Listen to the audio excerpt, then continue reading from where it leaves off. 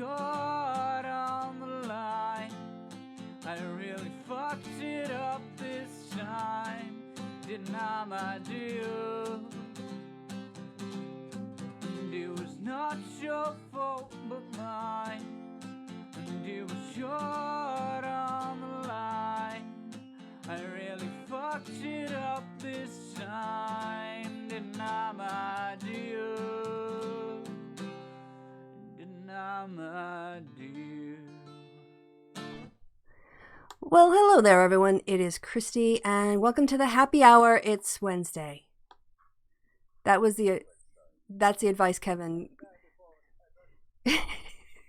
Oh, darn it! I had you muted. You're gonna have to say it again. I said, bow down before us, peasants.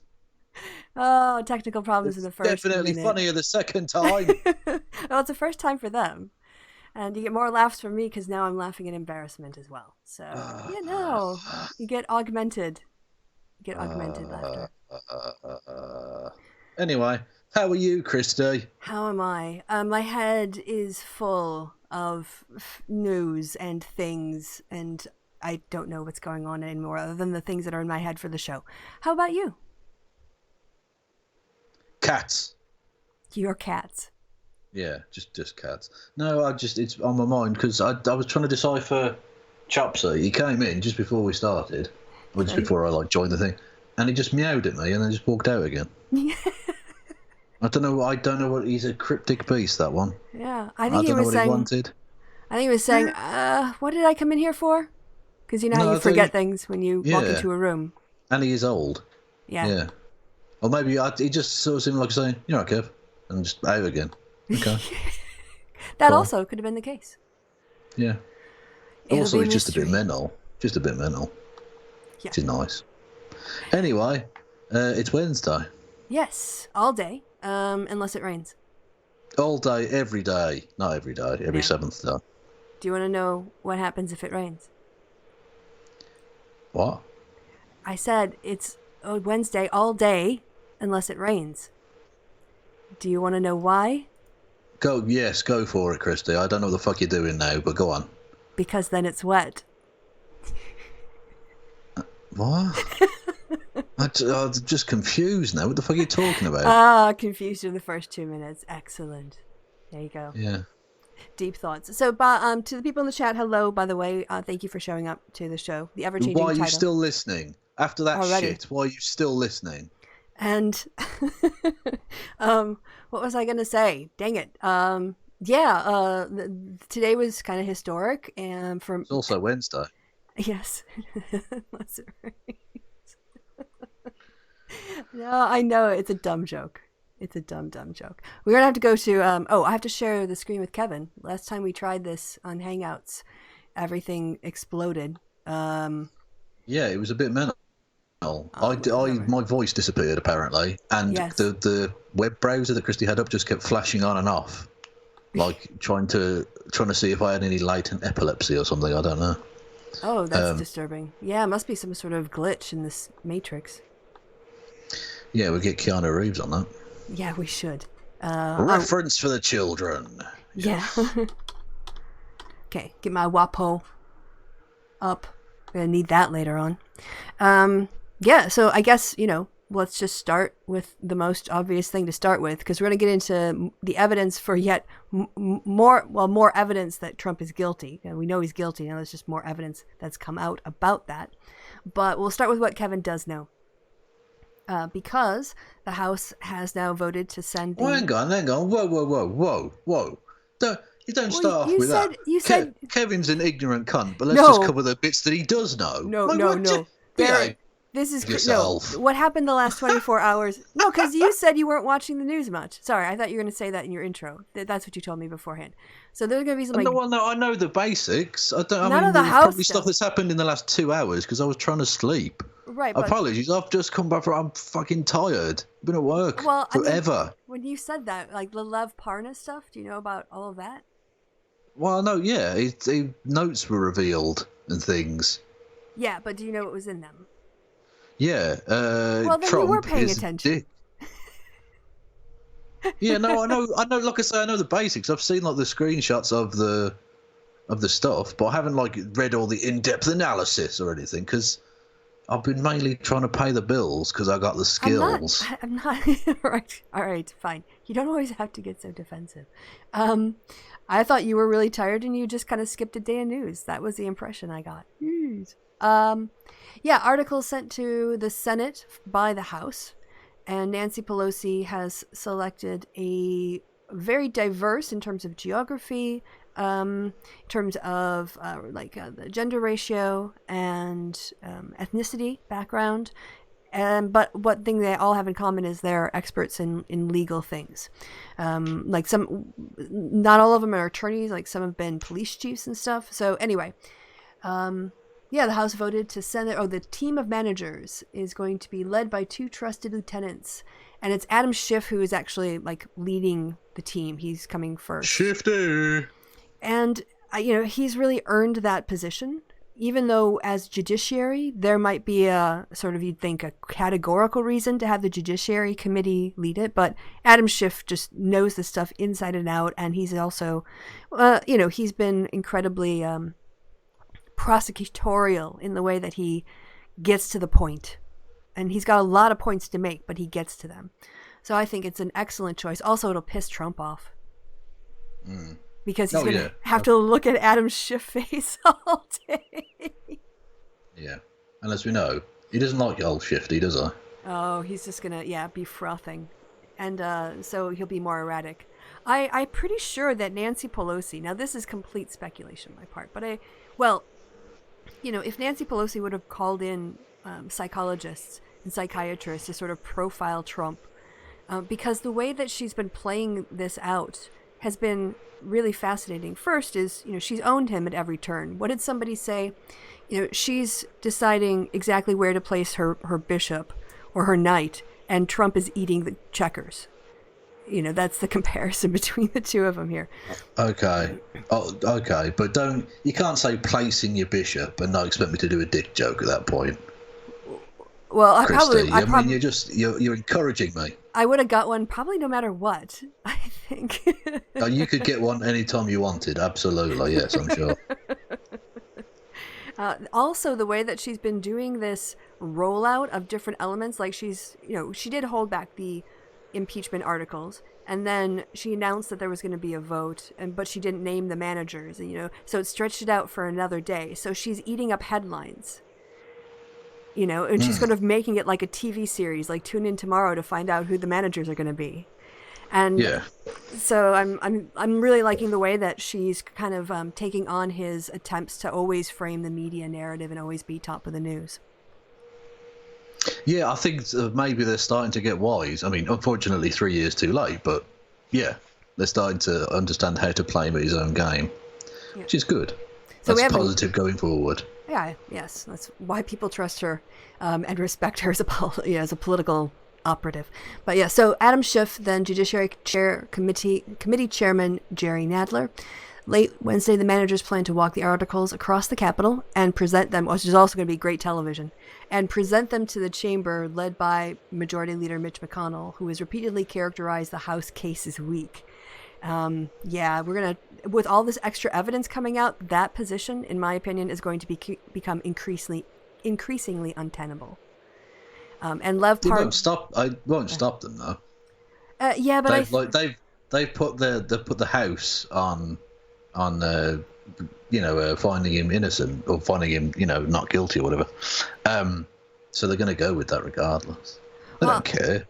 This has never been about finding the truth for them. Well, currently, and for some of those vulnerable senators, like 66% or above of people want to see John Bolton testify. Like 38% of Republicans said they want him to testify. 38% of Republicans. And then that would be brilliant. Hopefully he brings a snake and it bites him. See, I'm doing snake handling Baptist thing. Testify. Okay. Also, he doesn't need all 10 fingers. Jesus. So sorry. Orion is saying something. Oh, okay. I'm going to interrupt this now because I already interrupted it. But Orion said, when we have a chat, there's a thank you. So this is from LOL UK. Hi, Christy and Kev. Sorry to comment on something off topic, but a few months ago, Christy gave me advice on my book proposal. Just to say I secured a contract a week ago. Oh, that's fantastic. awesome. Thank you for your advice. Absolutely not a problem whatsoever. What's it about? Yeah, you're gonna and remind me what my advice was. I'm sorry, I just give out so much good advice, it's hard to keep track. Exactly. Christy, she can't be asked to keep track of all of the amazing advice she gives out every day. I mean, it's Wednesday, so she's had at least 4 or 5 pieces of absolute gold. No, I have a recollection, but I don't remember the particulars. But no, it was obviously down to your hard work, and your writing skills, and so congratulations. I'm absolutely unless it's something like Mein Kampf, the greatest book ever. No, or something. I would remember like if it's that. one of those sorts of things, then I would maybe definitely remember that. Also, where did you get a contract for that book? That would be what book house would take that one on? I don't know. It probably is one. Yeah, probably run by Stefan Molyneux. Now that he can't live off YouTube. More of him later. Yes, definitely. All right. And then they go over the crux of the case. But where are the other people that they listed in the damn... I know it's in a tweet somewhere. I kind of counted... Oh, that was just a little blog thingy. Okay. Fair enough. My screen is frozen, by the way. So I've just got the top of the WAPO. You got the top of the WAPO. Still. That just sounds like you've gone to Burger King. Yeah, the top of that article. No. But when you say top of the WAPO, it just... I will stop sharing. Try it again. Yeah, top of the WAPO. It's old racist slang. No, I was thinking more like going to, like an old-fashioned Whopper at Burger King. But of course, beef is really bad. So try to avoid it if you can. Beef is really bad. What's your beef with beef? Yeah, I'm trying to cut back. I've been hanging around too many vegetarians. But no, you've got to take it from Jordan Peterson and his new convert, Joe Rogan. Did you see Joe Rogan's thing in the week? No, I did not. Okay, we're totally off track from impeachment now, but hey, We are, absolutely, but just as an aside, because it popped up, he's taken to Jordan Peterson's all-meat diet and was surprised that it led to explosive diarrhea. It's the first time his body's had to process that stuff in years. Are you surprised? We're not carnivores, you dopey bastards. Like if you just do nothing but meat, your body's going to be like... Yeah, you're going to bind up, and then eventually your body's going to, as it always does eventually, react in less than ideal ways, but it has to force the thing out. So yes, you're going to have jets of brown arse gravy coming out of you. Yes, that's going to happen, you idiots. Sorry, I shouldn't have had that Fiesta flavored peanut before you said that about explosive diarrhea. Well, there you go. It's, yeah.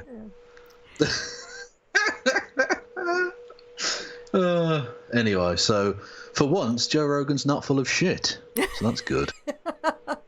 But we need some sort of soundboard. Oh, you wouldn't hear it anyway. You wouldn't hear it anyway. I don't need to hear it. It's in it's my inner monologue. Get it on my phone.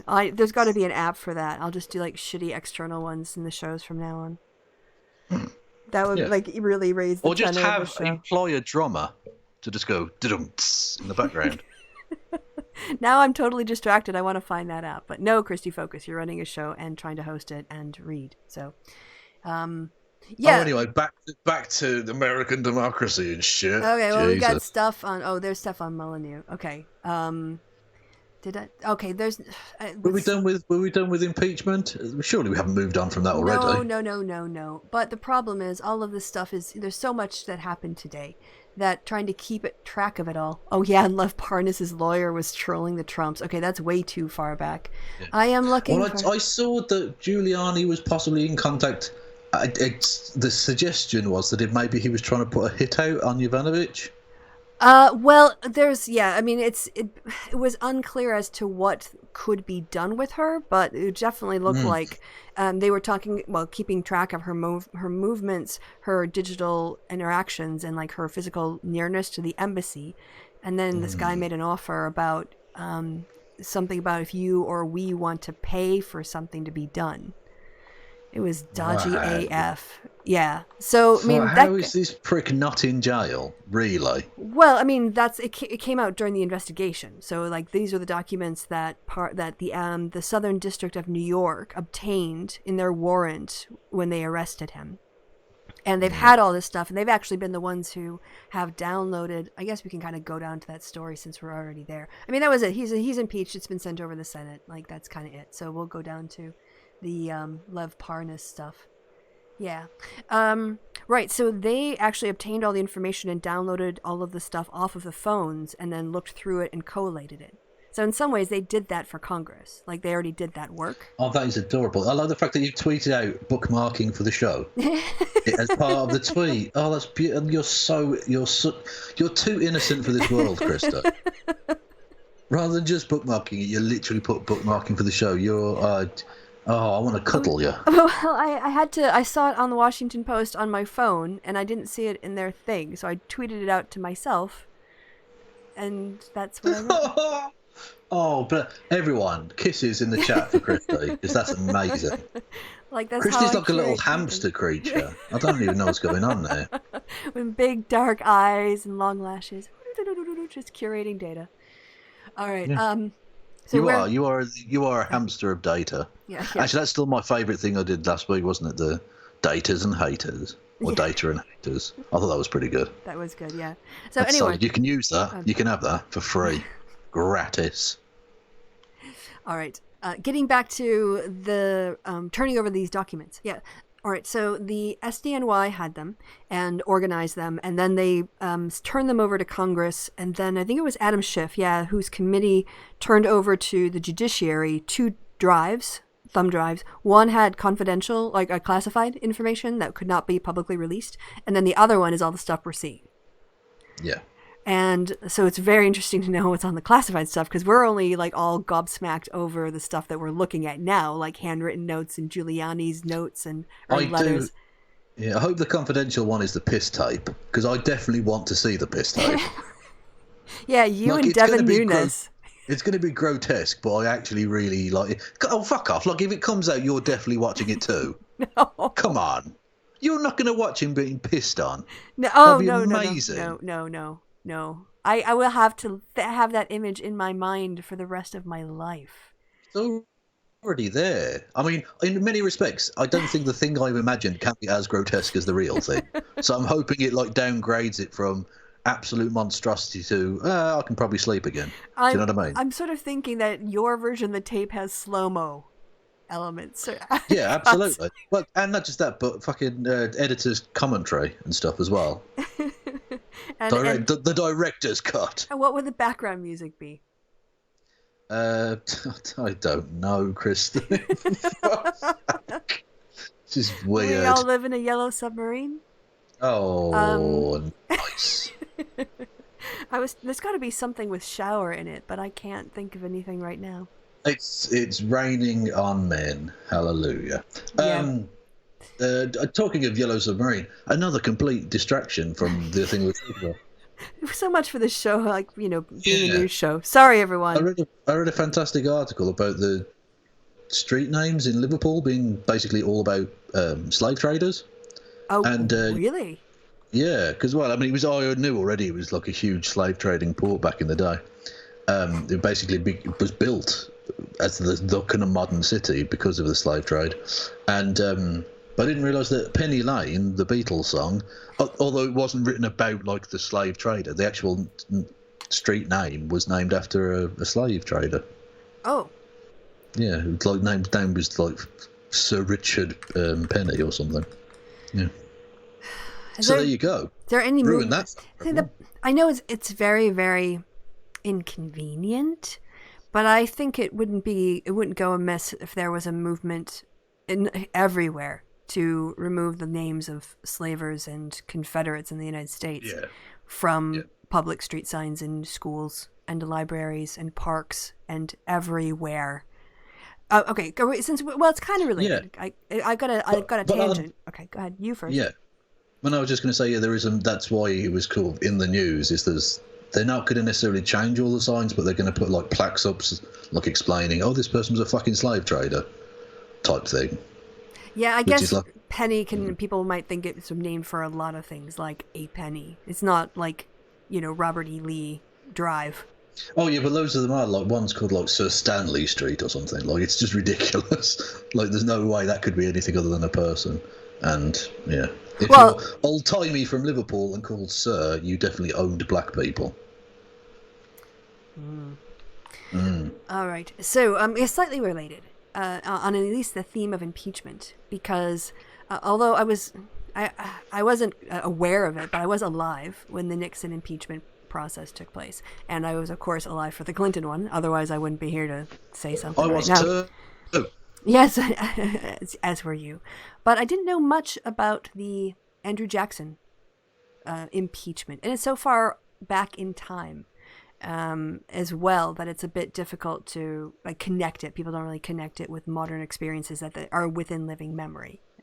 And I didn't understand. I knew there was something about they tried the House impeached Jackson for firing his secretary of war. Yeah. And I was like, do you know much about it? Because otherwise, I'm going to explain it really quick because it's fascinating. But how much? Yeah. Do you know? Yeah, I do. I know all about it. Oh, okay. All right. Yeah. So I was a journalist for the Washington Post at the time. I I wasn't was sure the how Woodward deep. and Bernstein of the late 19th century. I I'll have you wasn't know. sure how deep your American political obsession went, so I wasn't. Unhealthily. Okay, all right. So what happened was, well, there was the end of the Civil War, and Lincoln had this plan for reconciliation. What happened there then? What was that about? I'm not going to go that far back. And of course, it was about whether or not the United States would enslave human beings and steal their labor and lives and their liberty and their property and their children and all their rights. That's a long way of saying states' rights, please. Yes. Too many words. Just cut it down. States' rights. That'll do. Right. And after Lincoln's assassination, Jackson, who was put on the ticket for regional balance, not because he was even really that much of a Republican, went into office and basically made a bunch of concessions to the point where, he did make some Southerners grovel in terms of getting pardons, but he basically allowed the people who were the Confederates fighting against the Union Army to become the new government. And the Republicans who had fought the war were like, why would we put the people that we just defeated in charge of everything? And they didn't have really great grounds for it, but what was annoying Congress was that, well, actually the Republicans in Congress, was that Jackson was firing Lincoln's cabinet, the one that he had inherited, and they didn't want to see more concessions. And so they had this sort of wonky bill that they said he violated, and then it went through. And then he went to the Senate, and he basically bribed everyone and got away with it. Nothing happened. So, our And not just was he allowing Confederates back in, but the promises that had been made to freed slaves in the South, often by federal generals and things, were totally ignored. There's actually a fantastic documentary out there about the I forget what they called. There was a series of a chain of very small islands just off the coast of Georgia, where black people weren't allowed unless you were a slave or whatever, and black people had been given the houses there to live on, just away from the kind of slave people, and they were promised that they would be able to keep those if they fought for the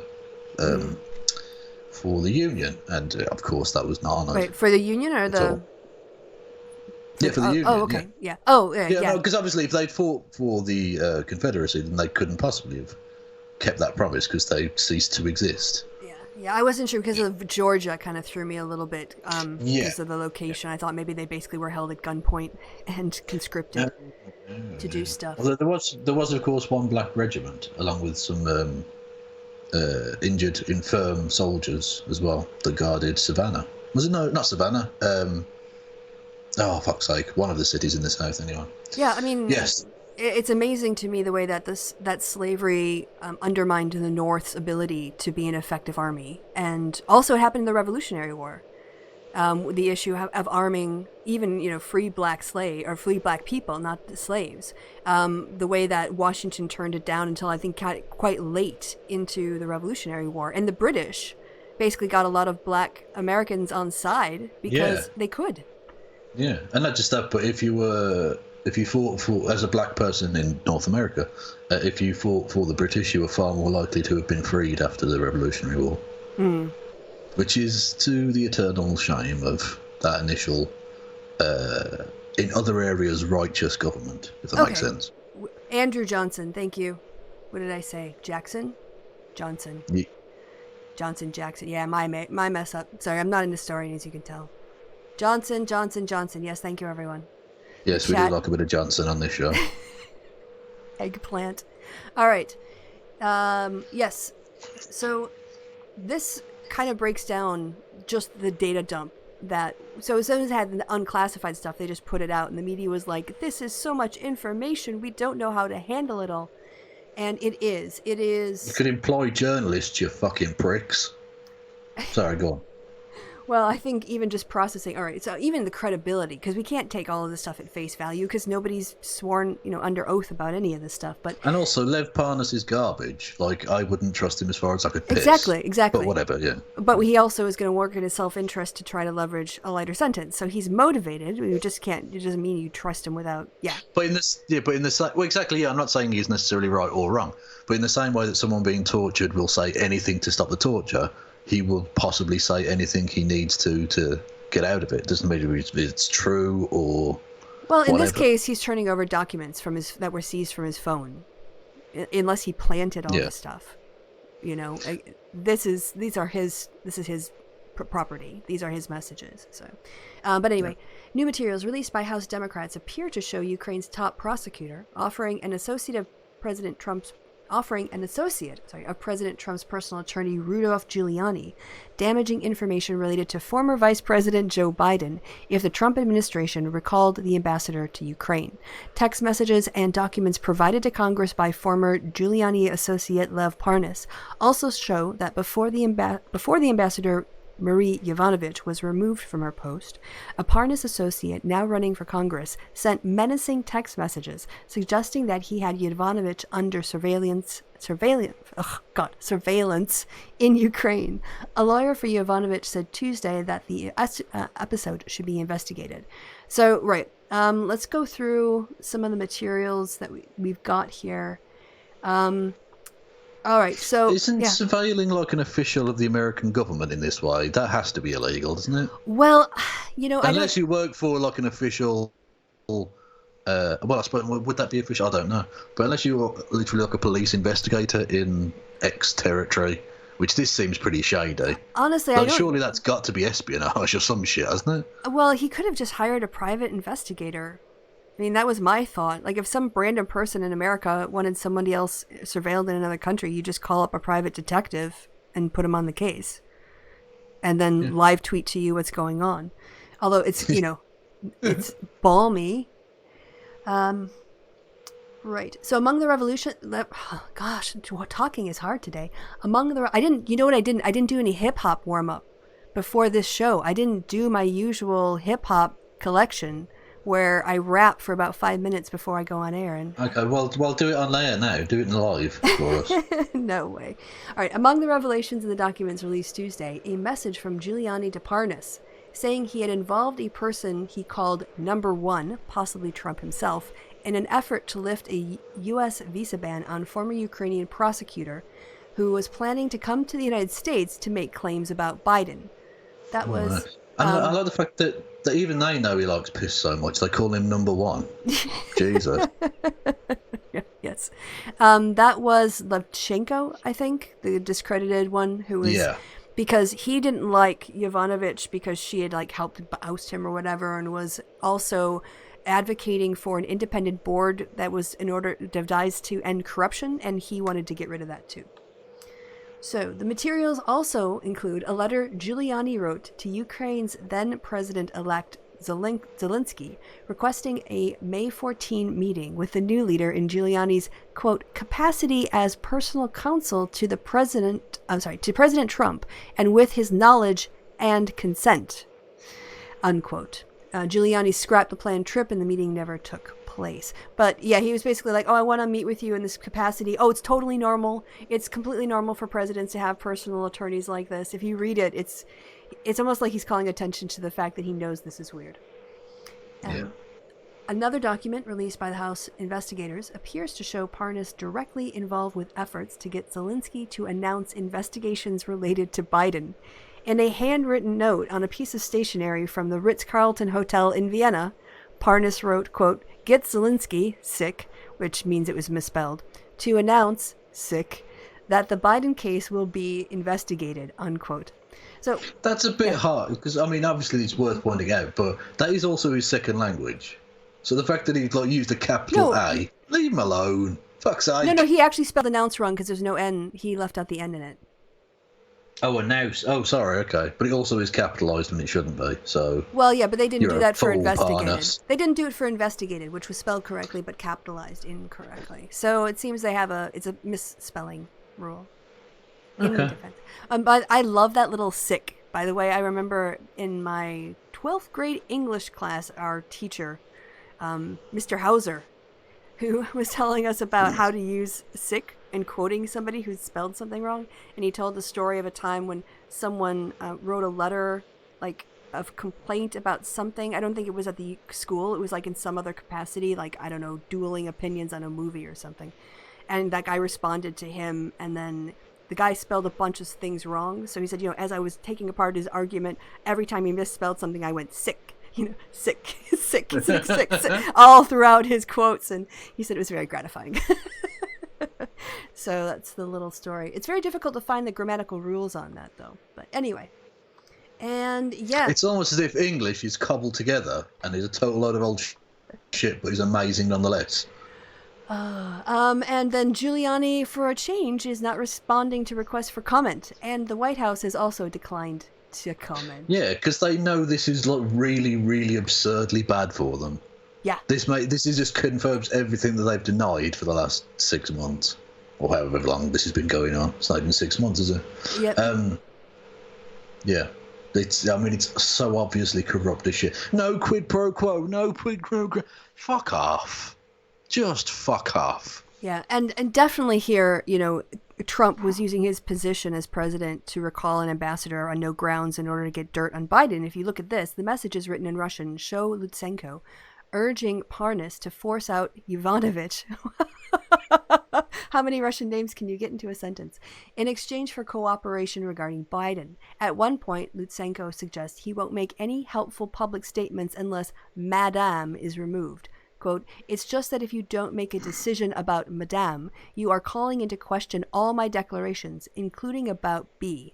Lutsenko wrote to Parnas in a March 22nd message on WhatsApp. It's unclear if B is a reference to Biden or Burisma.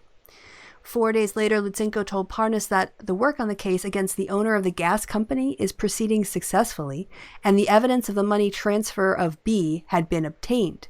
And they quotes, and here you can't even remove one fool, unquote, laments Lutsenko, using a sad face emoticon as he again appeared to push for Yovanovitch's ouster. Oh, Lutsenko is sad. Oh. Yeah, and Parnas responds, she's not a simple fool, trust me, but she's not getting away. Parnas days later told Lutsenko that, quote, soon everything will turn around and we'll be on the right course, unquote. Lutsenko responded that he... With a smiley cat emoji afterwards. Yeah. Grr. Yeah. Lutsenko responded that he has copies of payments to Burisma made to the investment firm co-founded by Biden's son, Hunter. By the way, at the end of this, they say that when it was looked into, Biden had broken no Ukrainian laws. So I don't know what... So he's given him a line of bull here. Well, actually, on a sort of note, Hillary Clinton didn't get much press coverage, but the Justice Department dropped all investigations against her. She's been entirely cleared. There's literally fucking nothing there. Yep. So even a Justice Department specifically rigged by Trump to find shit on her couldn't find shit on her. Yep. Well done, guys. Well done. Here it was. The following month, Yovanovitch was removed from her post at Giuliani's urging. Lutsenko later said publicly that he had found no evidence of wrongdoing under Ukrainian law by Hunter or Joe Biden. And a spokesperson did not respond to messages for comment. And then did you hear about this new guy that we've just been introduced to? Mr. Hyde.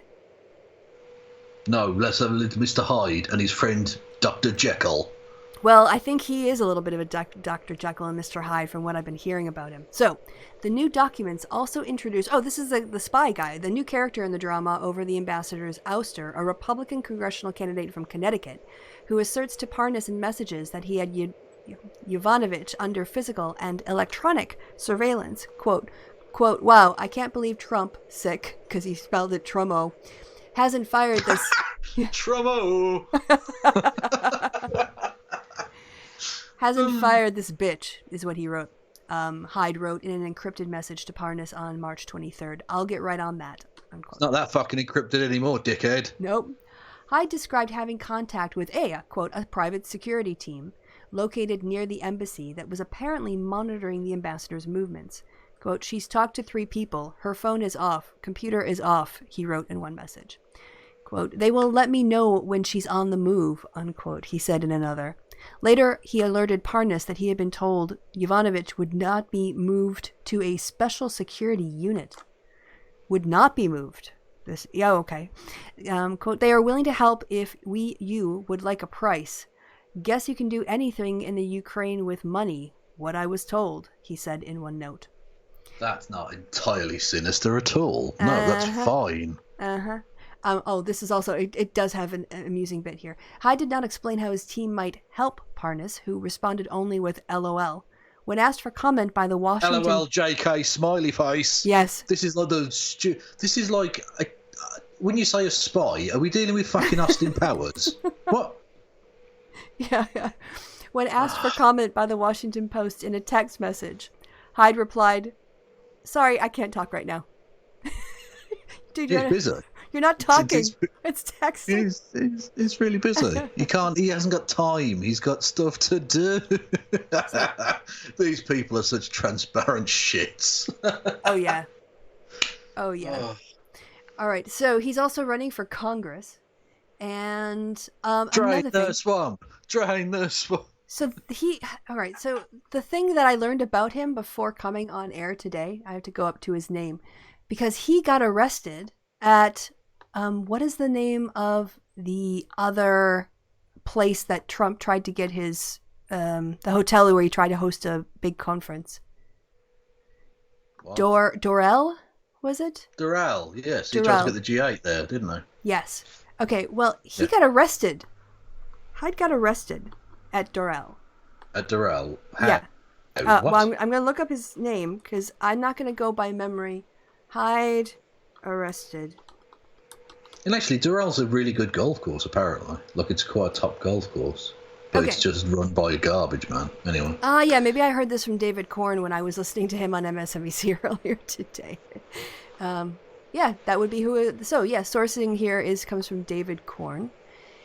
I'm going to... Look at these two folks. Just scroll back up for a second. Yeah. The fucking master race, these two cunts. Jesus. Might even be able to up this a bit. Oh, yeah, look at that. Oof.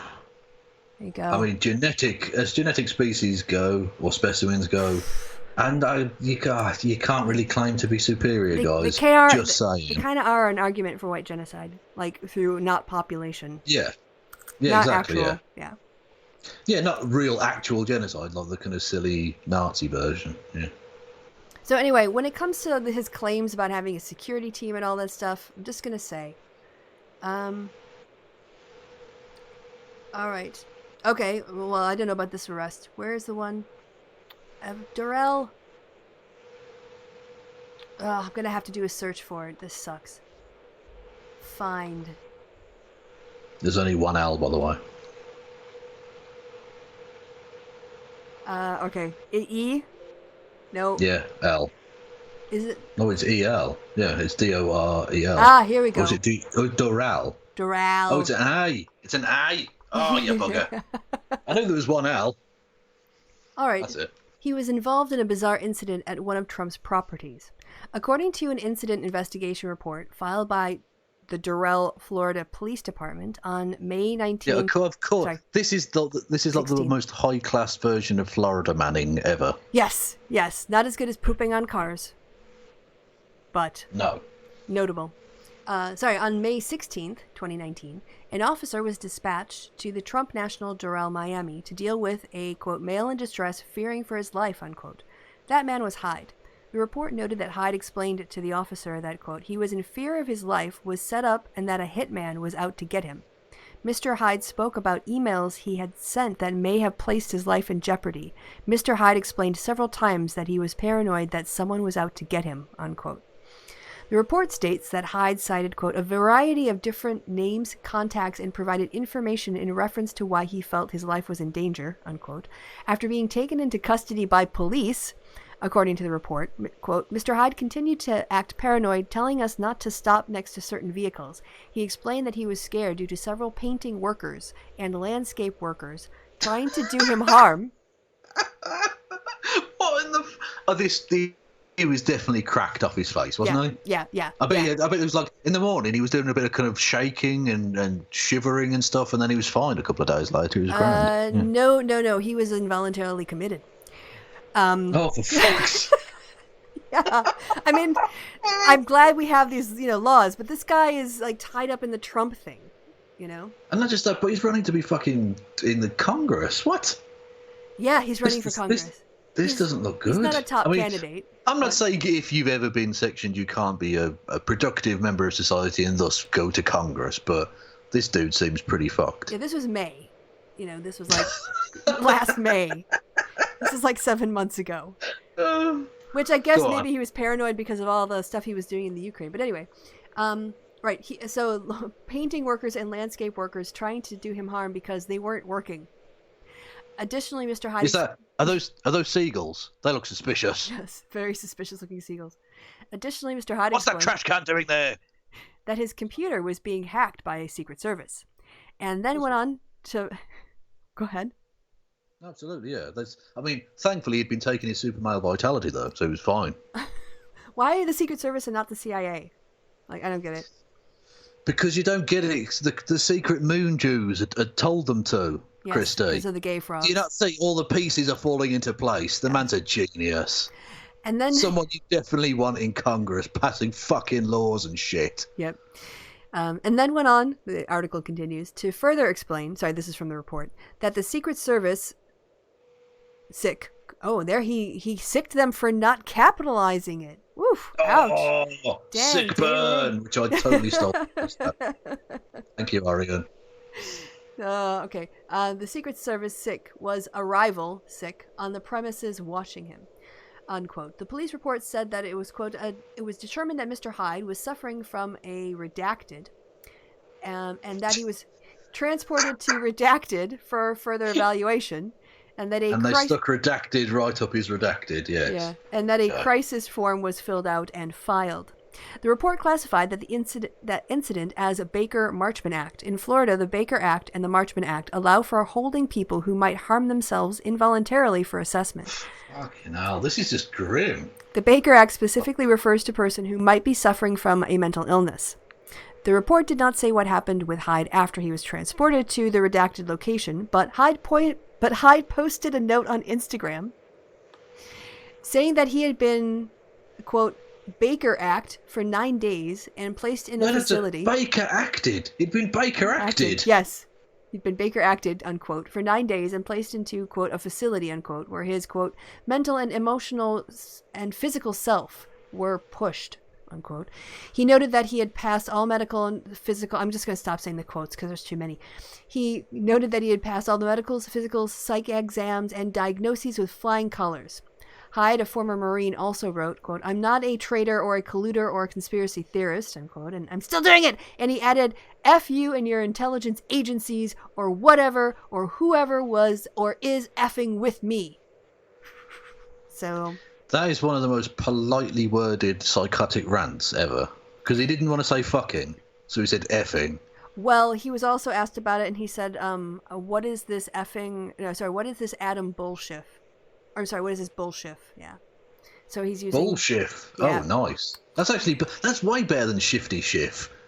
Yeah, true. Trump, you're missing out on one there. That's a solid pun.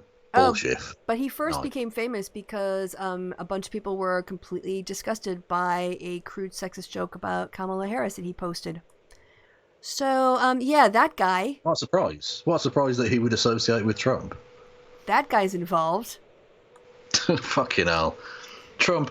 I mean, I always knew that when Trump said he hired the best people, that I knew he was talking shit. I overestimated how full of shit, or underestimated how full of shit he was. I gave him too much credit. I thought he'd hire, for something as sensitive as this, at least one sane person. Now, I just want to say, first of all, I'm with you on someone's in section. That doesn't change anything about their lives in the future. But now knowing what he was doing in March, what he was paranoid about in May actually makes a lot more sense. He doesn't look like he needs to be sectioned. He just looks like a guy who is in way over his head in stuff that's illegal. That's what it looks like now. Yeah, he's in way over his head with forces he obviously doesn't understand and can't really comprehend. And he's thinking to himself, I'm fucked here. What do I do? Yeah. He's literally drowning in a sea that he can't see the edge of. So, I mean, it would make sense. But also, so essentially, someone from the Trump team was communicating with a man who was potentially, it sounds a bit, I don't want to pathologize it or whatever, but some sort of paranoia syndrome of some variety, following around a US ambassador without anyone's knowledge, without like the Secret Service's knowledge or anything. Well, Parnas knew about it, and if Parnas knew about it, you got to believe Rudy Giuliani knew about it. Yeah, and but exactly. But Trump. I'm guessing.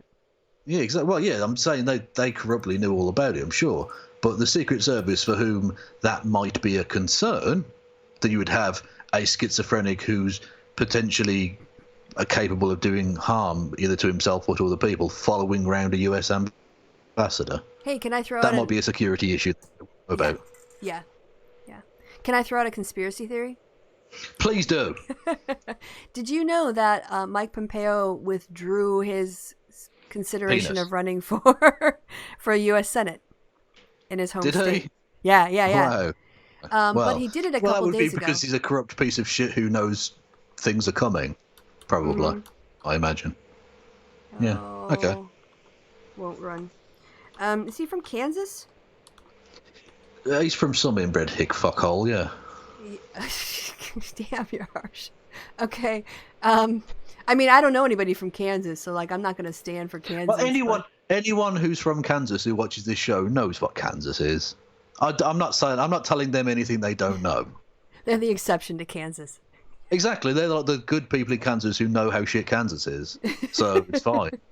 Yeah. Anyway. Last one's easy. Oh, look, trust me. I'm way worse about Britain. Britain's fucking garbage. So it's no. I tell it as I sees it.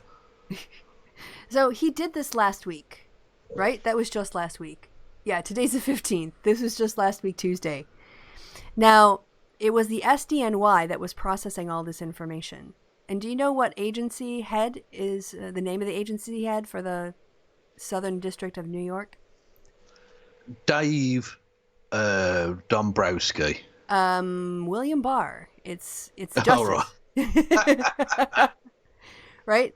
So I'm just wondering, like, I don't know how information travels, but I'm sure that there has to be stuff up the chain of command to Barr to sign off on things and to move forward on cases, or at least to be briefed on something as important as Rudy Giuliani's associate being arrested. Two of them. You would think. And cooperating. And a week before this stuff comes out, Mike Pompeo quietly steps back from a Senate race he's been signaling he was gearing up to enter. Yeah. That's why I was slightly surprised initially, because I thought to myself, well, yeah, he's been sort of basically mooting this point for, basically ever since he became Secretary of State. Yep. And this is essentially, he was doing the Secretary of State job to propel himself into the Senate. Mm-hmm. And now he's like, nah, I'm good. I'm just going to... I want to step back and spend more time with my lawyer, if that's okay. We have a very intimate relationship. Exactly, yeah. Planned for the next 5 years. We really haven't been talking enough lately. Do you know what I mean? Yeah, I'm just going to kind of wonder if within the little discussion rooms, Barr didn't say, hey, Mike, this is coming down the pipe, or pike. I don't know which one it is. Maybe it's both. Pipe.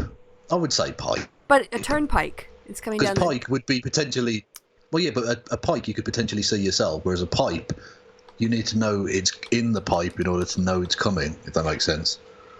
I actually think it's pike. It is. It's pike with a K, which I never understood. Well, no, pipe's there as well. Sorry, go on. Oh, it says pipe or pike. Oh, there's a debate. Who knew? Oh my God, we've stumbled upon the debate of the century. Because we didn't have turnpikes where I grew up, so I assumed they were always saying pipes because that was the only thing that made sense in my head. But I heard it's from actual you need to have roads. like people. You need to have people living near you in order to have a turnpike of some variety, don't you? That's true. We didn't really have many roads. It's just dirt. Okay, so we have some exciting things. Oh, right. The original phrase, the original phrase, down the pike, means in the course of events, or more recently, in the future. Why? Pike here is short for turnpike, and the phrase refers metaphorically to something coming down from further along the road. Recently has been mistaken as down the pipe, as turnpikes are relatively rare, and the phrase in the pipeline has similar meanings referring to things to come. Oh, well, yeah, okay. There you go. Yeah, because I don't know that we've got any turnpikes here. Or if we have, we probably call them something different. Yeah, you don't have toll booths, really. I mean, on bridges.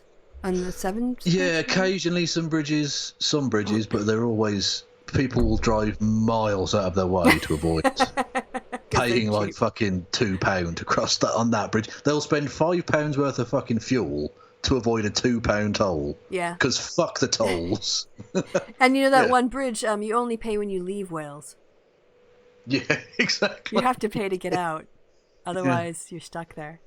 So Yovanovitch's attorneys called for an investigation, and that is like so bizarre. So yeah, that's a thing that's happened. And yeah, Unoario made that point. And what else? I think that's kind of getting to the end of the article.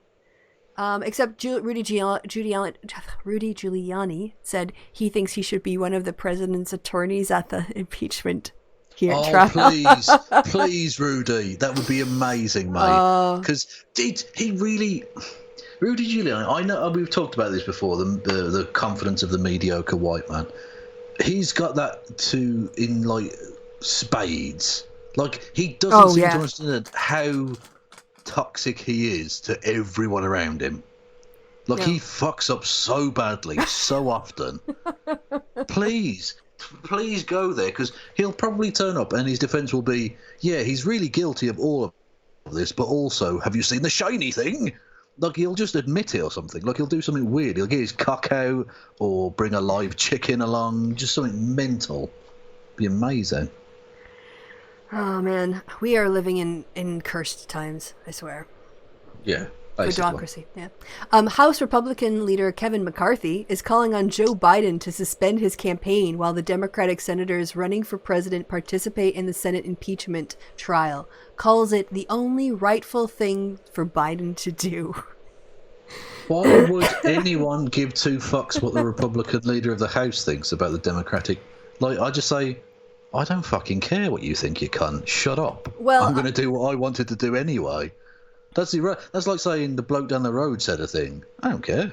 Well, I wasn't gonna. I was thinking about taking it out, but then I heard a joke today about, with Kevin after he made his little speech of not actually addressing anything in the articles of impeachment, but just personally attacking the Democrats. Someone, when they were replying, they meant, you mean Kevin McCarthy. Hey, nice. So that's why I left that tweet in. Just so we can make the Kevin joke. Yeah. Or you could say Crimea River. Crimea River. Come on now. What are you, Dave Rubin now? I'm cancelled now, am I? I'm definitely cancelled. So yes, here's one of the pictures, which was the handwritten notes with the 6, without the 6, because this is, basically it's saying. Yeah, I presume if you'd noticed yourself, you wouldn't put sick, you'd just correct it.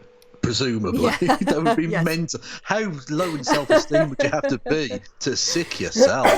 I spelled that wrong. Sick. Yeah. Okay.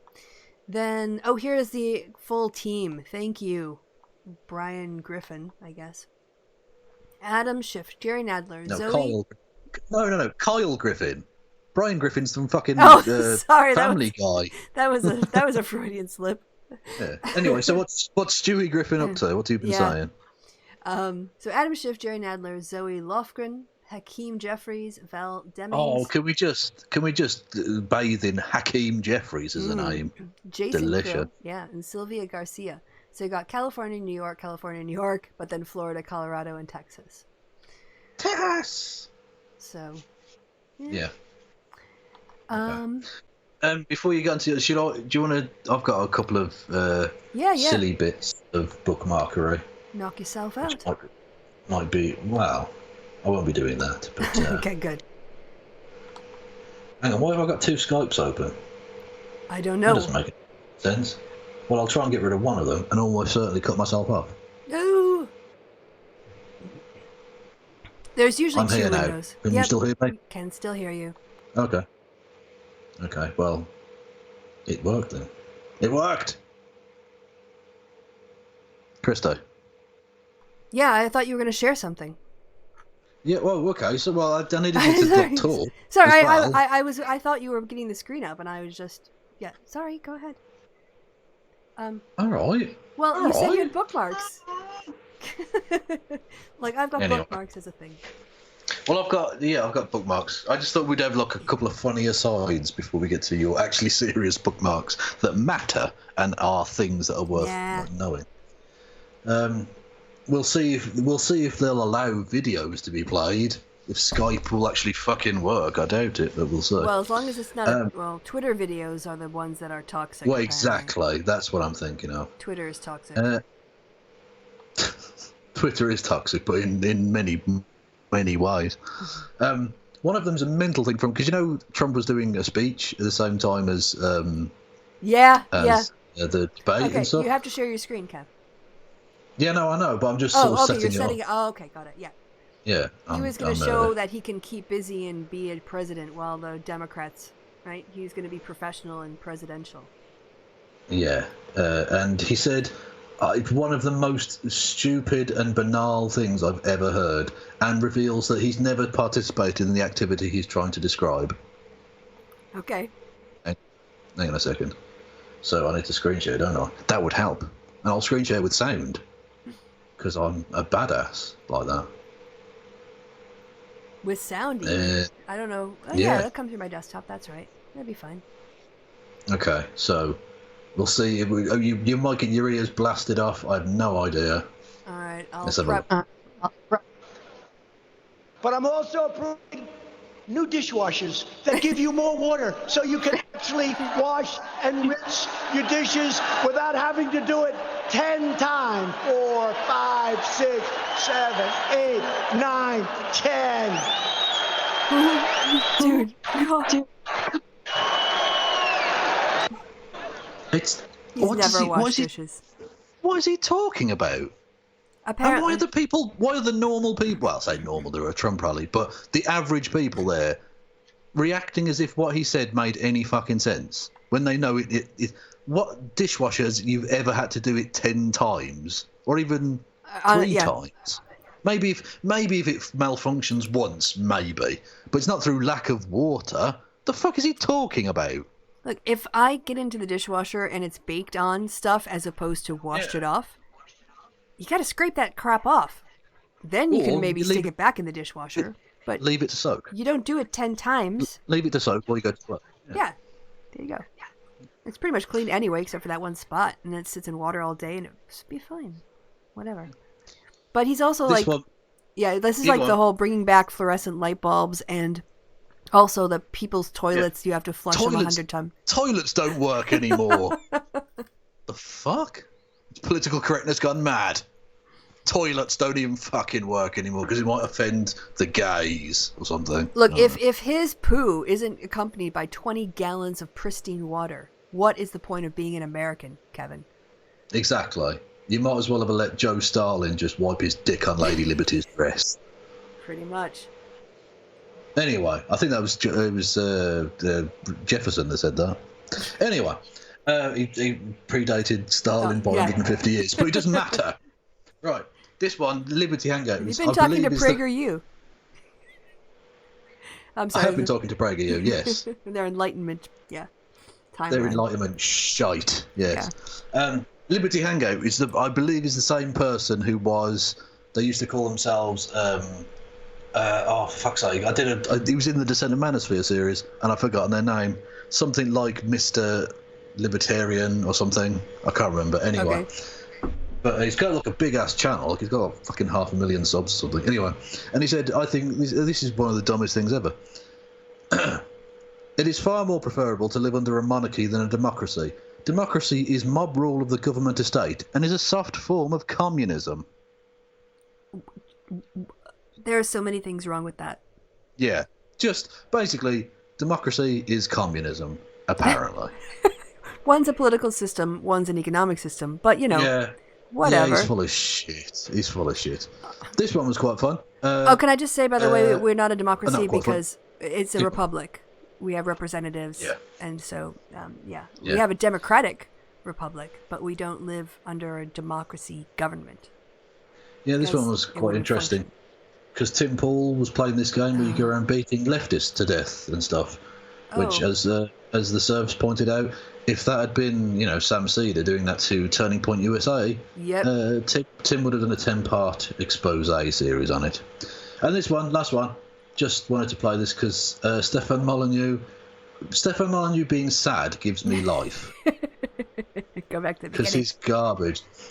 He, especially, and someone pointed out a really nice remark that he always used to go on about like men get better after 30 and women are worth less after 30.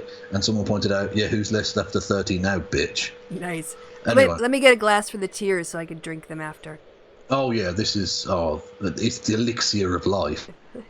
Molyneux tears. Anyway. There is no place for me to go from here. Oh. This, I believe, must take our stand. Your stand, mate. What a job back in the corporate world. One search, and it would be functionally impossible. There is no place. And the Serbs just put #LearnToCode. Yeah, that's a great response. That is a great response. Very good. Nice. I approve. Yes. So, Stefan Molyneux is poor and begging his fans for money, which is funny. That will never, ever not be funny. Yeah, I shared a tweet earlier today before we went on air. Someone was looking at his channel. Actually, can you go to YouTube and look at Stefan Molyneux's... Stefan, sorry. Spelled... Oh, well, I've just got rid of my thing, so can you... okay. All right, yeah, I can do that. Except I'm confused now because your Skype screen is... I can't find... there's my mouse. Well, I need to unshare. That would also They won't let help. me unshare. God damn it. Oh, you know what I'll do? I'll override your share with my share. You can't stop my sharing. I just have to get the right screen. Please, Dang it. dominate me with your sharing. Well, first I have to get to the right screen, which, I don't want to show the audience the ugly backstory, the back room. There we go. And sharing the right screen. Can you see it now, or has it frozen again? I can't. I've just seen your avatar. Give it a few seconds. It's not doing anything. Dang it, Skype, why do you suck so much? How the fuck can you suck that much? Sorry, that's a token line. The rapper. Oh, hang on. Something's happening. Oh, well, now I stopped it. I stopped it now. Oh, for God's sake. Just start over again. Like, you've lost now. Concentration. You weren't patient enough. Just have to stick it out. There we go. Sorted. All right. What we're going to look up again? Stefan Molyneux's channel about something or other. I don't know what point you were trying to make about Stefan Molyneux's channel, but yeah, Stefan, and it's spelled in the Polish fashion. Yes. Top search. Well, I'm glad you watched. Thank you. Not only watched, but I've used it to respond to people about Stefan Molyneux in the past. Well, good. All right. So, okay, first of all, the poor guy put it out. This is the video that's clipped from. Oh, no, we don't want to watch any of his video. Stop quick. Yeah, so this is the one what we just watched the segment from, where he looks like really bad, and it's in black and white. All the other ones are color. Yeah, full he's color. such a pretentious twat. Anyway, yeah. So what's his subscriber number? Can you see it there? 923,000? Yep. 923,000. Okay, let's scroll down. This is what the person did whose tweet I tweeted out. Let's see the last time he hit 100,000 views. Like never. 3 days ago, 5 days ago, that's 30, 23, 72, 53, 47, 36, 68, 31, 15, 19, 25. 19. What was 19? From 923,000, you get 19. No one's watching. No. The truth about... Is my sister doomed? The truth about marriage. I guess his marriage stuff is getting a little old. Twitter thoughts, Happy New Year, I am boring. Only got 15,000 views. Yeah. It seems they agree, Stefan. 25,000. Still going back. We're 3 weeks ago now. If you see it... Even throwing out the truth about impeachment, the reddest of red meat for his audience, 79. Yeah, Please Save My Marriage for Christmas, 18,000 views. I'm starting to see a trend here. Please save my marriage for Christmas. Yeah. How bad do you have to be in a state to think, my marriage is fucked here, I need some help? Stefan, he will know. Well... He's this kind of sane, level-headed guy who will give me some great advice. What the fuck? Some great titles here. Art, what is it good for? Absolutely nothing. Say it again. Oh. Sorry, that's a different thing, isn't it? Ooh, he 3 pulled letters. He pulled in a whole 19,000 views for Fighting Arthur Schopenhauer to the Death. I'd pay to see that. Definitely. I mean, I know he's dead and everything, but whatever. So yeah, we're back at least 3 weeks. Going back. So basically, this is why he's. Oh, here it is. What men most want to say to women. That got 100. Wow, I almost want to watch that, but it's an hour long, so no. Yes, hour and 6. Yeah, fuck that noise. Don Cherry fired. Where are you looking? I don't see that. Down. Oh, Don Cherry fired. Yeah, that got 53,000 views. Some Don Cherry fans came to see that.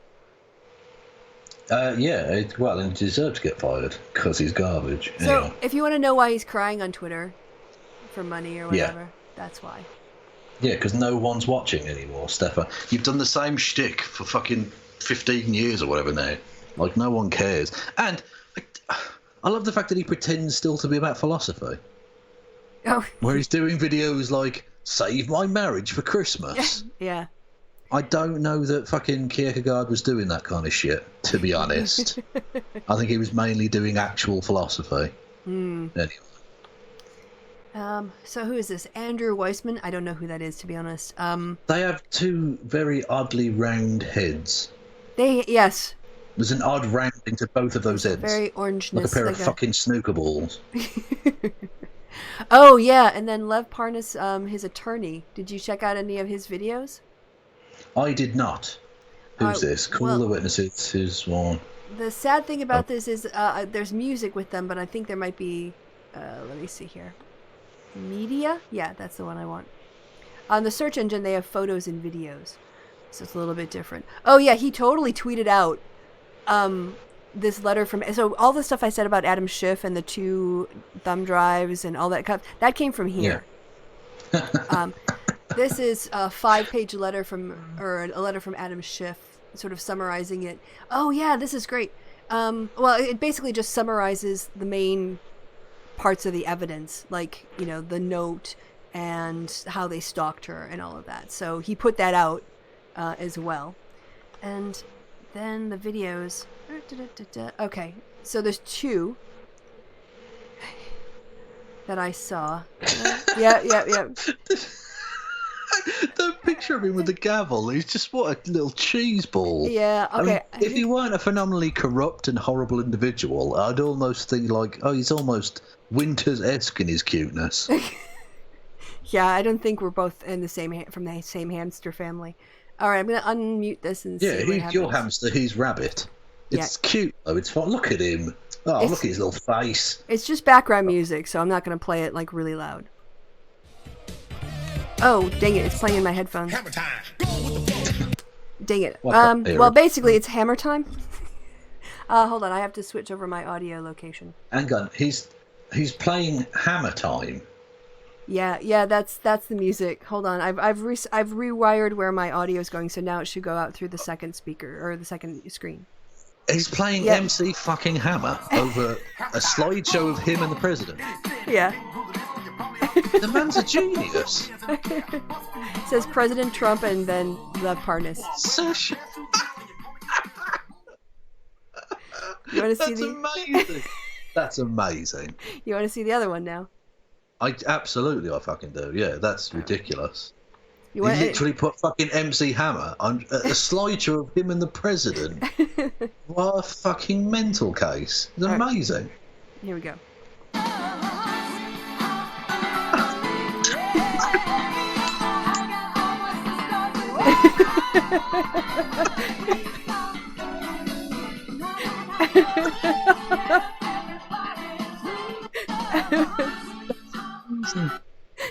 Oh, I want to see more compilations of this mental case with Trump set to at 70s and 80s classics.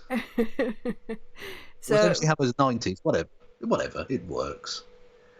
oh, they just. It shows cheesy fucking cheesy music. I Mo's with Maddo now. Okay. Yeah, he did. He just taped his interview with her. But I'm just noticing this sexy model Hang on, I face. thought he was in prison. What? I thought he was in prison. No. Okay, so what happened was he was initially arrested. They released him on bond. Then the Okay. prosecution found out that he had undisclosed that he'd received $1 million wire transfers from some account in Russia. So they went back to the judge, and the judge and they said put him in prison while we await his trial. And the judge went like, okay, that was a mess up, but it's not enough. So he's still out on his own, like he's out on bond or bail. I don't know what the difference is, if I'm honest.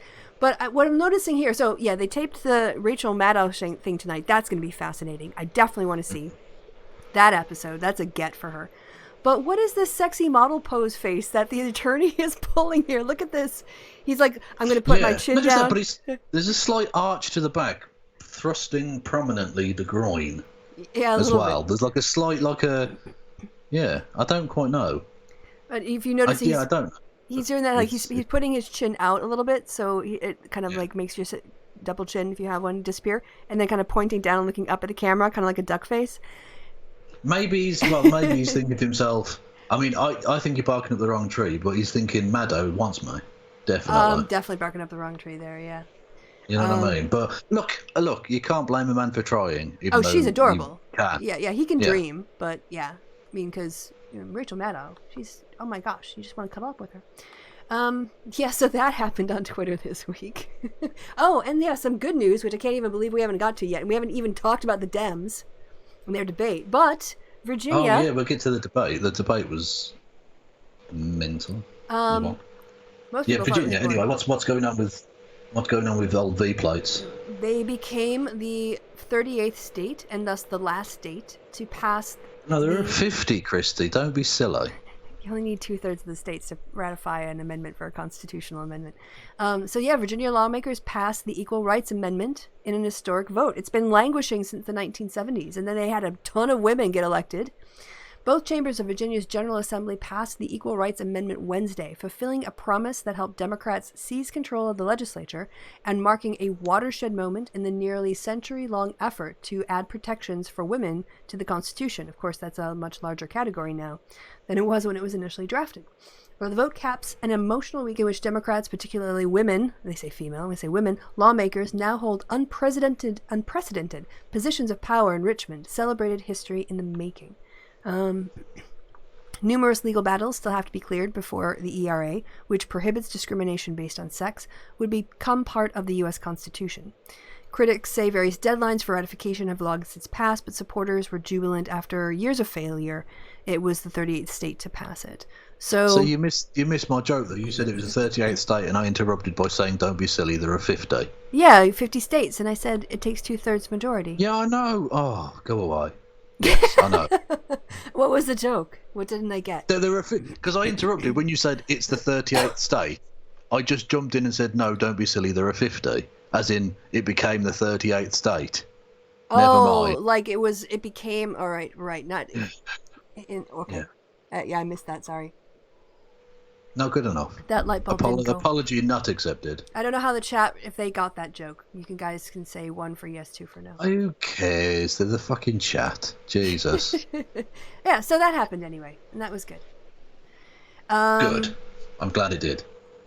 Yeah, so most people seem to think, so I guess, is there anything else then? Otherwise, I think the Dems debate is the last thing we said we'd talk about. Yeah, debate. Let's debate the debate.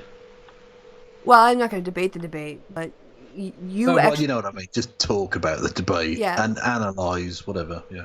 Well, I didn't watch it. I just watched the coverage of it and the clips from it because it was asleep when I happened. And I had all this Love Parnas news to consume. Oh, okay. Well, I did watch it. And, why are they saying 2 and 1? What? Oh, one person thinks they got the joke, another person didn't. Oh, okay. No. I'm going to come down. Whatever. Anyway, so, the debate happened. It was, as always with these debates, it was pablum, mostly, because they've got their set lines. Everyone knows where they stand. Yeah, and I also heard... sort of trotting out their shit, you know. They didn't really mention Trump or contrast themselves with Trump very much. Not as much as usual, although I don't particularly mind that, because this isn't really the time for that. That would be more in the general election, wouldn't it? Whereas in this, you're trying to differentiate yourself from the other candidates rather than from Trump, because you all assume that everyone there doesn't like Trump. Otherwise, why would they be trying to run against him? I don't know. I kind of... Okay. Anyway. I think go on. I think it's good to... if you go back and look at the Republican debates, they were running against Hillary long before she was a general election candidate. So... Oh, yeah, well, they would definitely got mentioned, and always incredibly negatively, as you would imagine. But it wasn't as much as usual.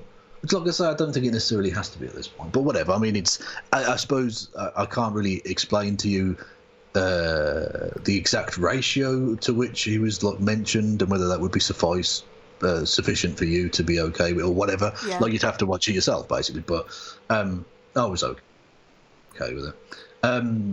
Joe Biden, I mean, it's not just that I don't particularly like him and don't want him to be the candidate, but he really looks like he's lost a step. He looks and acts and sounds, frankly, a little bit senile. And that's, we're fucking, 8 months, 10 months out from the election already? I don't think that's going to improve. It doesn't look good. Anyway. He held his own in terms of the things he did say, but he just comes across as a kind of slow old man now. And I don't want to be rude there, but that's going to be an issue potentially, Well, I'm just going to point out that I haven't heard anyone else make that assessment. Most people just say he didn't have a great night, but he didn't have a bad night. I think, but okay, yeah. Okay, well, maybe I'm overdoing it, whatever. But that's the approach or the analysis I had. Also, it's kind of hard to throw the age accusation around this crowd. Oh no, they're all old as fuck. But Bernie's slightly mad, but you never get the impression he's senile. Do you know what I mean? Like, he seems like he's got his marbles intact, whereas I'm not entirely sure Biden has. Anyway, doesn't matter. The one that impressed me most, actually, even though I would never vote for him in a million years in the primary. Well, not that I get a vote anywhere, but if I did, I wouldn't vote for him in the primary. But Steyer was pretty good, actually. I thought he came across well. He presents well. His arguments are okay. So, the fact that no one's ever fucking heard of him doesn't help, and the fact that he doesn't have any experience in politics doesn't help. But I thought he came across well. I think he'd appeal to a lot of people. Anyway. The big thing was the not Biden, what am I talking about? Warren Sanders dust up, or whatever you want to call it, the Canna woman win, and then she refused to shake his hand afterwards, and they've been friends before, so I don't know why it's had to go to that place, if that makes sense. But yeah, that was a shame. Okay. But, it's politics, Yeah, I just realized my laptop is running out of battery. Sorry, I'm gonna pop in the power lead. No, that's fine. Yeah, keep doing your analysis. That's fine. It's all good. Well, I'm basically done at this point. Okay. Other than just say Mayor Pete can suck my giblets, frankly. Yeah, I think he's going to be out after Iowa. I mean, he might stick around because New Hampshire's pretty close afterwards, but he's going to hit a wall in South Carolina, and then it just gets bigger and faster and more states and more expensive. So, yeah. Like, if you want to vote for the kind of very centrist dude, you go with Biden, don't you? Really? Well, like, I think that's not. I think for people who are looking at Biden, there's sort of two camps in the Democratic Party right now when it comes to the primary electorate, and that the concerns of those two camps are electability and like having good ideas. Like, you know, that's sort of like into two camps. And, you know, Biden's support isn't intense and they're not vocal, but they're solid. And well, that's what I mean. Yeah, if practically, if you want to go for roughly those policies, then they've got relatively similar platforms, really. No, I think you're missing. No, well, in terms of what people are looking at with Biden is they think he can beat Trump because the polling is telling them Biden beats Trump in a lot of states. No, that's what I'm saying. I'm putting myself into the mind of a person who wants those policies from their presidential candidate. They could go for either Buttigieg or Klobuchar. Biden. Or Klobuchar. True, yes, okay, true. But I mean, in terms of electability, the big name is Biden because he was former vice president, so people have heard of him. He's been around forever, so he's got plenty of experience. Whereas Klobuchar is, by comparison, new or reasonably new and not that well known. And the idea of him running a sexist campaign again might put some people off from voting for a woman, which is kind of weird, almost like a counterproductive way of not being sexist, if that makes sense. Yeah. But I mean, I can understand the tentativeness or whatever.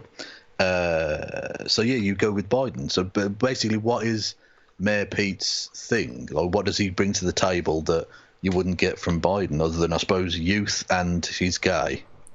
Yeah, I keep forgetting he's gay. Not that I'm surprised by it, but just like it slips my mind because it's just. Well, yeah, he doesn't make a big deal of it, does he? And that's, I mean, that's fine, but it's not like, again, it's kind of counterproductive, not wanting to be homophobic, if that makes sense. That that would be played on by trash, especially in like the South, where that would be like still an issue or whatever. So I think this is more leadership. I mean, he had kind of an intense start with a pretty dedicated base, but he's not really built on that and built a momentum going forward. If anything, he's kind of lost a step. You know, he's lost momentum going into Iowa. Yeah. So definitely.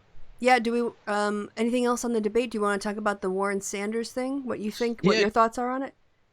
Well, you've barely spoken, Christy, so you tell me what your thoughts were.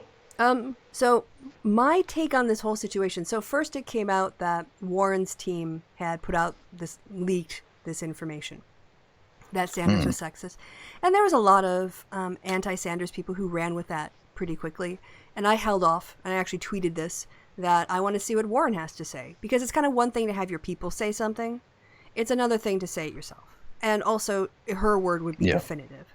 So I'm like, I'm not going to say anything. I'm not going to trash Bernie. I'm not going to say anything about anything until I see what Warren's stuff is. And then I went to bed because I have a job. And I got up in the morning, and she'd given her comment the night before. But yeah, she stood by it. So when I saw then the results of how it was handled on the debate stage, so it was brought up. She said her part of it. Bernie denied what happened. I think that from my assessment too, but I saw another person who said his tone could have been better on that. Because here's what I think happened. I think in that conversation, they were having their punditry, and Bernie probably said something about, he's not a big fan of identity politics, and he might have made some sort of quip related to women and electability or voting for women, whatever. And what he said, and it was clear in his mind, did not come out clear in terms of what Elizabeth Warren heard. I do not think Elizabeth Warren makes this up. I do not think she made this up. I do not think she's lying. And I think the staffer who called her a liar should be pulled aside because those are pretty strong words. I think that this is a case where they both think they're right. And I'm not going to kind of get on either of them for what they're working where they think they're coming from an honest place. But it explains to me, you saw their interaction at the end of the debate, right? Yeah. When he came over and she body blocked him because she's like, no, we are not okay. Because I think she's like, this is what I heard. And she wasn't going to have that fight with him on that stage. But they have not sorted things out. And also his body language too, as he was leaving her, he put his hands up like he's stopping something. And then he points at her and then he walks away. Or he pointed at her and then he put up like the stop sign and then he just turns and walks away. So yeah, interesting little exchange there. And the thing is, you're eventually these two have to be opponents. We are a week away from, a couple, whatever, how many days away from Iowa.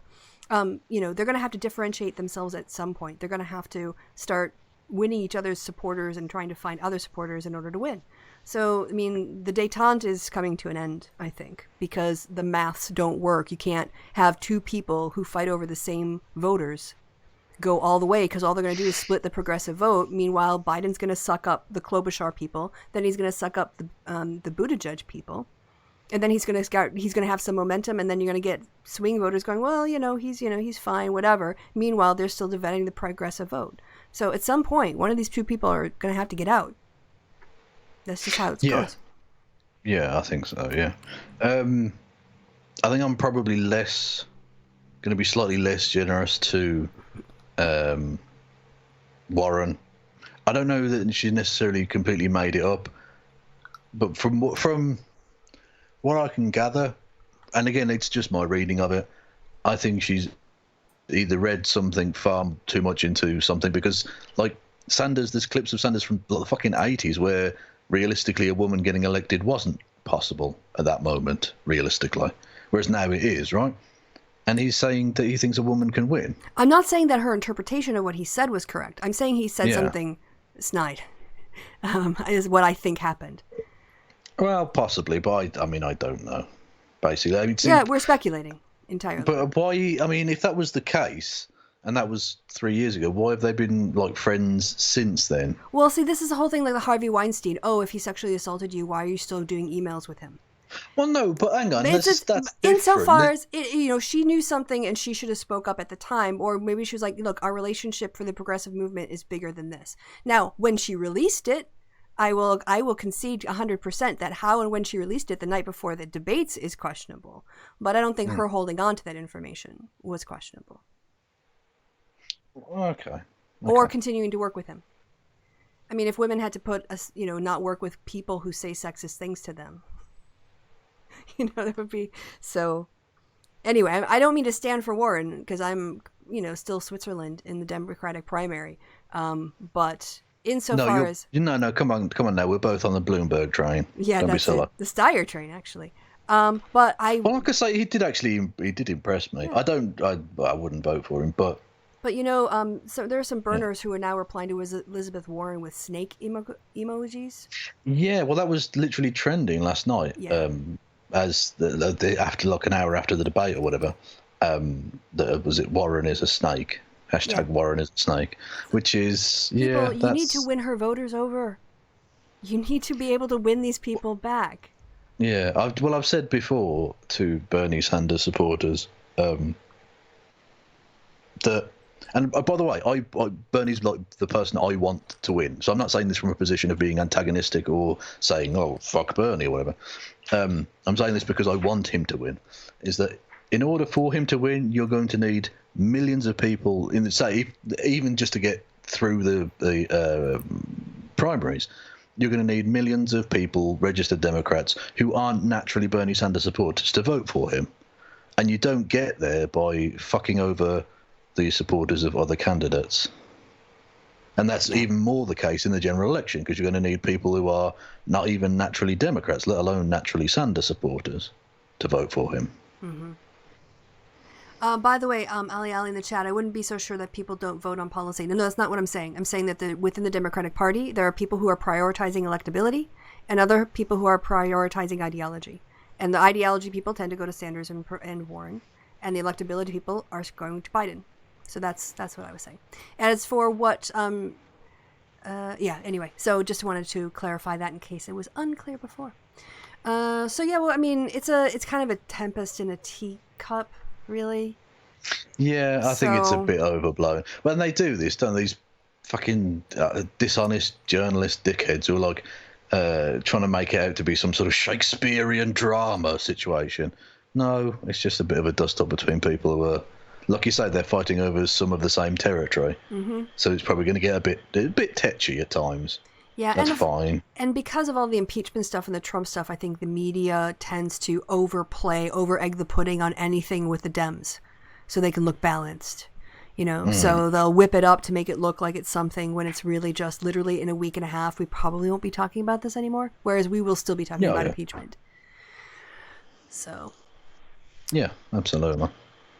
So, yeah, but like all debates, nothing was said of any real worth. It's literally just they're repeating the same lines that they were going to anyway. Yeah, debates don't really change anything. If anything, it gives people who don't have a lot of information about a wide array of candidates an opportunity to see them and hear them directly, which is good for their understanding of and their would I vote for this person? Yeah, and the fact that they were down to 5 now, even though obviously there are still more in the field, they're down to 5 on the stage. Really helps. Because they can actually say more than just half a sentence and then, next person speaks. Yeah. Like they can actually get out a proper answer. Even if it's still a relatively short and trite answer, it's a proper answer. Yeah. Yeah. And with the debates too, I mean, they rarely have any exciting moments. And as you point out, the field is getting narrower. And I actually saw someone complaining like, oh, it's so terrible that we have this process based on fundraising and polling that weeds down, that sort of whittles down this to 6 people. I'm like, no, 6 is even way too many already. It's like you don't need 15 people to choose from Iowa. They only have no, you don't. 6 is fine. At one point it looked like there were going to be more candidates on the Iowa fucking ballot paper than people in Iowa. Yeah. Ridiculous. There was fucking one of the fucking things had 12 people on the stage. What's the point? What are they going to be able to say? Yep. Well, also, I was pretty happy. Let me find Jonathan Capehart. Because remember last time on the show when we talked about where Black American support was going? Yes, I do remember that. And I said, well, if you look at the polling, it looks like Black people, are really the ones backing Biden. And... also with Sanders, the younger section, under 35s, are supporting Sanders. So when you want to look at who are supporting the candidates, they're supporting 2 white guys. And then just the other day, Biden leads among Black voters for a reason, writes Jonathan Capehart, who is a reporter I like a lot. And he said, they're leaving for a reason because of Black voters, because Black voters are selecting white candidates. That's why the field is as white as it is. So just to say, Jonathan Capehart and I are of one mind. So at least in terms of noticing that. So although, like I said, people didn't really moan so much when the bunch of the white guys got out in the first cull. It was candidates of color who are dropping now, but that's not because they're only supported by Black candidates and no white candidates, or by Black voters and no white voters will support them. It's where you look at the base, and this is who the Democratic Party base wants, Black and white and whatever else, but definitely within African Americans, huge amounts of support. So, just I polished my polished my nails a bit on my lapel for that. Yes. And that was it. And the early polling looks like he watches the show, so that's where he got the. I'm kidding. Yeah, old Capers, he emails me regularly saying perfectly capable of making that deduction himself. Christy talks too much. You should interrupt her more. Definitely, that's what he says. He's got strong views, but he sticks by them. More interruptions. Anyway, in the Labour leadership contest, Rebecca Long Bailey, who is white but is a woman, so something. Yeah. Is leading in the opening polling. Oh, okay. So that's good. All right. Yeah.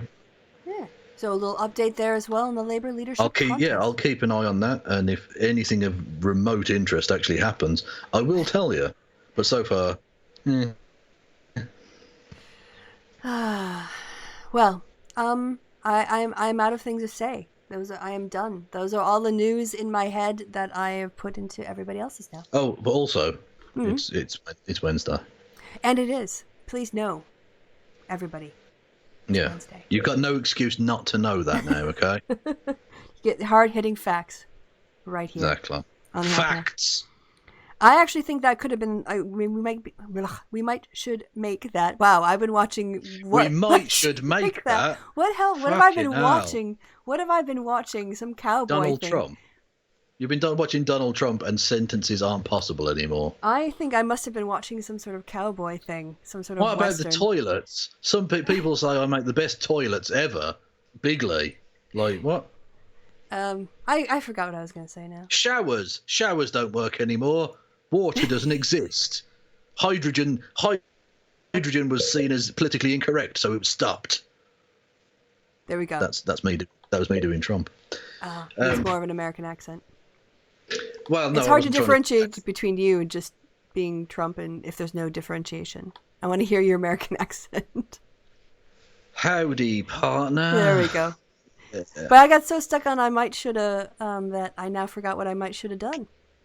Yeah. Well, I'm sure it was mightily shouldn't doneness and good and that. Yeah. Anything coming up on your channel, or are you being hosted anywhere? Are you hosting anyone in the near future? Not in the immediate next few days, but I'm making fucking glacial progress on a couple of episodes of the Scent of Manosphere. Because, like I say, I'm not necessarily going to have one out by the end of January, but the average is I want like 12 out this year, so it'll be like an average of one a month. But there might be like 2 in February, maybe, or something. I don't know. Ooh. So what's coming up? What's coming up on your channel, Krista? Well, my usual Sunday show. I had thought about doing a Sargon response just to point out how racist he was, but I don't want to do like 2 Sargon videos on the trot. Actually, I might be. So I'm taking this course about Creative Commons licenses, and we can do our homework in videos. So at least the first assignment. And so you guys might just get dumped with my assignment video for the history of the development of Creative Commons licenses in the United States. That sounds fucking tedious. But very important if you want to be able to use, Yes. copyrighted Creative Commons. Yeah, well, work. like virtually all legalese, yeah, it's incredibly important, but phenomenally boring. Yeah, that's probably true. So I'm going to do that first. I want to do something virtuous, and then I'm going to come back and dunk on Sargon some more, because I kind of it was a good response. Like it was. Well, he needs. Yeah, I just can't let this racism thing go. Like his video was so racist. It was so racist. Which video? What now? What? The one about the shootings in New York City. Oh yes, yeah. Why are the blacks shooting the Jews? Oh, for fuck's sake. Here's a little, I don't know what, Nate Silver thing.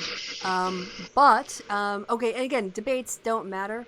But in terms of net favorability, Warren saw her numbers improve, but not as much as Klobuchar, Buttigieg, or Steyer. So, yeah, Steyer was impressing lots of people last night. However, Sanders saw his net favorability get worse, as did Biden. Thus, Warren started the night behind Sanders in net favorability, but ended it ahead of him. Oh, wow, okay. That surprises me slightly, but, I mean, okay. I'm just kind of wondering, I'd have to look it up. It's Ipsos Mori, so they're probably looking at, like, reaction times of live viewers. I don't know how representative that is. But... Yeah. Where you turn the dial or whatever, that thing. Yep. Yes, probably something like that. Our post-debate poll was online. Turned out to be good news for Warren, so it looks like it was a non-debate poll. Okay, well, I take the other stuff back. The problem that Bernie has, and will always have, because he's not going to change now, I imagine, at the age of 70, is that he's kind of got that grumpy grandpa thing. That's what I said about how instead of coming across like empathetic, sometimes he comes across as looking like a belligerent, if that makes sense. That's kind of what I meant about tone. I mean, he could have said, look, I was in the conversation and I know what I said. Now, maybe the way I described it, Elizabeth understood something else, and if there was a misunderstanding, then we can clear that up. But I was not my intention to say that or communicate that in any way. But yeah, that's not kind of how he rolls. No, but that's appealing to some people and not to others. Whatever. Yep. Well, okay. So you had stuff on your channel, I had stuff coming up on mine. We went back and talked a little bit more substance and teased people. We pretended like we were going to end the show, and then we end up actually keep going for another 10 minutes. Well, we did that last time. Although it was split into 2. I don't know if you saw on my channel. Like Krauts-Cock. Like Krauts. Yes, exactly like Krauts and T's penis. Although there were no tortured plums, so I mean, it's not quite as brilliant. Yeah. But yeah, because you know it went the stream went sort of down on the OBS briefly. Yeah. So it essentially stopped broadcasting and then relaunched a different broadcast for the last 15 minutes. I saw that. So it's 2 videos. That's so it's dumb. got Christy and Kev's happy hour and it's 15 minutes long. It's so dumb. That's so dumb. It oh, is. By the way, some people might have noticed that initially Noel Plum was listed in the title of this video. Sorry. Now I moved from peanuts to carrots. But, yeah, so what happened was I saw something on the happy hour that someone had found that Noel Plum had responded to. And I wanted to have a look at it. But then, when I checked it out, it was actually, like, from February. And so I thought, well, I could change the title. But then for a while, I was like, no, I don't really care. I mean, I actually thought it would be kind of funny if Noel Plum watched the whole video, waiting for us to mention him. And then it's only, like, now. Only to say. And then in the end, there was so much more important stuff going on that I had to drop him. Because, like... Yeah, so for those of you who are slightly confused as to what the Noel Plum thing was about, that was it. Did you get reminded of that by the phrase tortured plums? Yes. Yeah, okay. That makes sense. His forehead does look slightly like a distressed testicle, so yeah. There you go. All right, so and on that testicle-themed bombshell. On that veiny bombshell. Thank you for people in the chat. Thank you, too, you even, with the right prepositions. Thanks to the people in the chat for stopping by and giving your thoughts and comments. And also the story. We never found out what the book was about, but maybe they will send us each a gratis Mein copy. Kampf, the greatest story ever told. Probably not. And everybody else. Oh, yeah, and I also made someone a mod so they could put something in the chat discussion. That's what I was going to talk about. But if they're really naughty, other mods can tell me and I'll take it away. So anyone who crosses a line, narc, basically, and we'll sort it out. Yeah. Well, Chris is much nicer than me. I tell my mods, if someone's annoying you, just get the fuck rid of them. Right, but I don't know Blow J Rhodes so much. I mean, I'm assuming they're an okay person, but if they're not, then I can just unmod them. I have the power to, the Lord giveth and take it away and taketh away. So, all right. So yeah, thanks to the chat and the new mod. Congrats on your wrench. And yeah, goodbye from me and goodbye from the guy without the very good American accent when impersonating Donald Trump.